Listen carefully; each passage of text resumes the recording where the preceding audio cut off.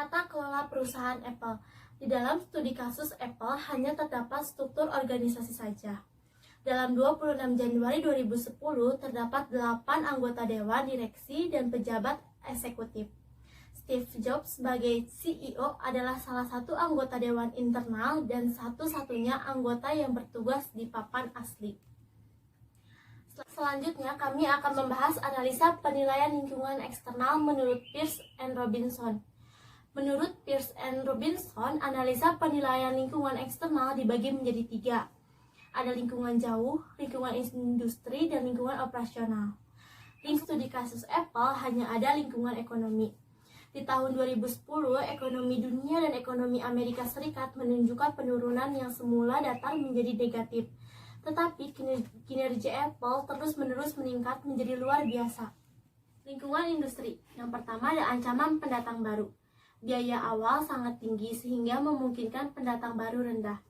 Perusahaan yang ada telah memanfaatkan saluran distribusi dan telah menciptakan kesadaran branding yang kuat sehingga bagi pesaing baru untuk bersaing.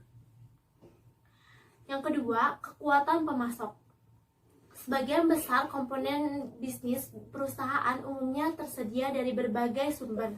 Komponen tersebut dengan harga yang jauh lebih tinggi. Ketika pemasok telat mengirimkan komponen yang diperlukan, nantinya akan menyebabkan kinerja perusahaan dan keuangan perusahaan menurun. Ketiga, kekuatan pembeli. Sebagian besar konsumen Apple adalah konsumen yang loyal. Banyak orang yang membeli produk Apple karena mereka memerlukan perangkat tersebut. Di sisi lain, banyak orang membeli produk Apple hanya karena menginginkan brand Apple.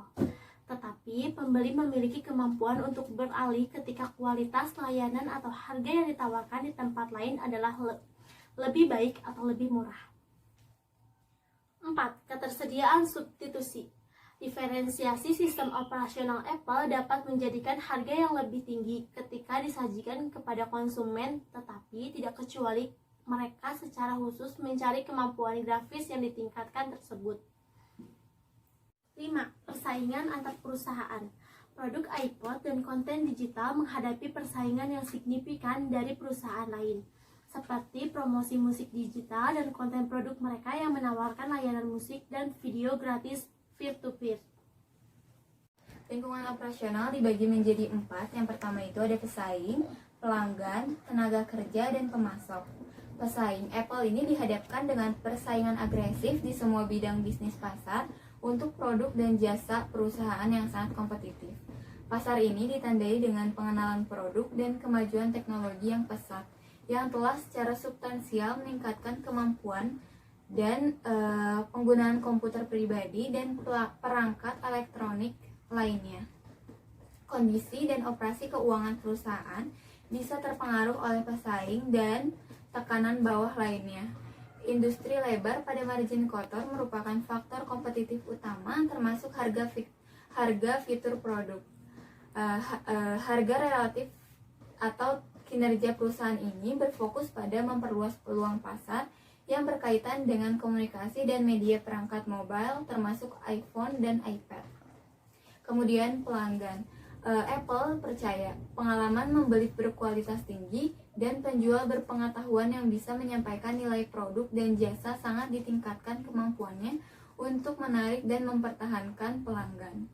Selanjutnya ada tenaga kerja. Pada tanggal 25 September 2010, perusahaan memiliki sekitar 4.600 karyawan tetap dan 2.800 karyawan paruh waktu. Nah, yang terakhir ada pemasok. Sebagian besar komponen bisnis perusahaan umumnya tersedia dari berbagai sumber. Komponen tertentu dengan harga jauh lebih tinggi. Ketika pemasok telat mengirimkan komponen yang diperlukan, nantinya akan menyebabkan kinerja perusahaan dan keuangan perusahaan menurun. Analisa lingkungan internal. Perusahaan mengelola bisnisnya terutama berdasarkan geografis. Segmen operasi yang dilaporkan perusahaan terdiri dari Amerika, Eropa, Jepang, Asia Pasifik, dan retail. Segmen yang dapat dilaporkan Amerika, Eropa, Jepang, dan Asia Pasifik tidak mencakup aktivitas yang terkait dengan segmen retail. Segmen Amerika termasuk Amerika Utara dan Amerika Serikat. Segmen Eropa termasuk negara-negara Eropa serta Timur Tengah dan Afrika. Segmen Asia Pasifik termasuk Australia dan Asia, tapi tidak termasuk Jepang. Segmen retail mengoperasikan toko retail milik Apple di Amerika Serikat dan di pasar internasional. Setiap segmen operasi yang dilaporkan menyediakan produk perangkat keras dan lunak yang serupa dan layanan serupa. Selanjutnya, analisa faktor strategi. Yang pertama itu ada kekuatan atau strength. Kekuatan perusahaan membangun host platform yang kuat untuk penemuan dan pengiriman pihak ketiga, konten digital, dan aplikasi melalui iTunes Store.